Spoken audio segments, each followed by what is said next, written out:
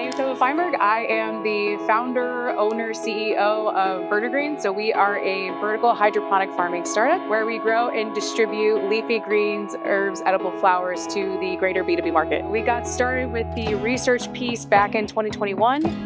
First sale was March of 23 with our 1 unit that's currently based in Maplewood. And recently we have our new 21 units, 19 farms, and 1 storage, 1 mobile office that we are going to be expanding. We're at the Jackie Joyner Kersey Foundation, where I have all the 21 units placed, and 4 of them have been purchased by the JJK. We'll get that up and running by end of summer, where I will operate these units. 90% of the produce will be sold to VertiGreens clients, and 10% will be donated to the East St. Louis family. So, born and raised here, I've been wanting to make an impact on my home, and I couldn't be happier with this fantastic partnership and just the kind people that I've been working with.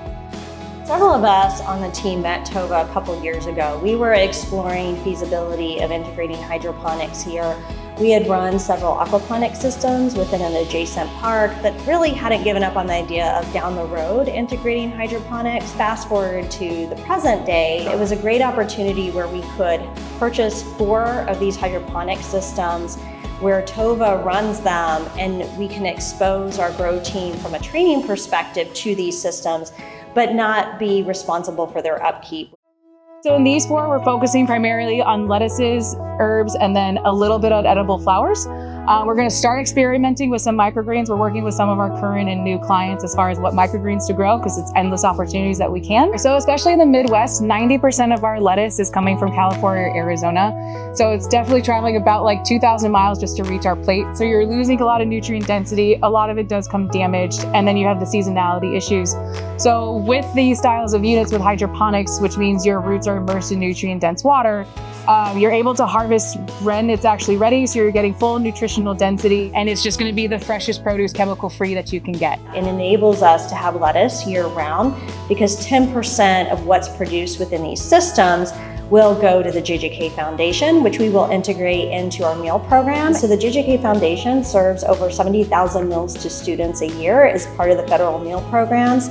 So when you think of food insecurity, we are very much on the front lines of that here. It also enables us over time to expose students to these systems and technologies, but also our grow team, which is part of a workforce program here in the community.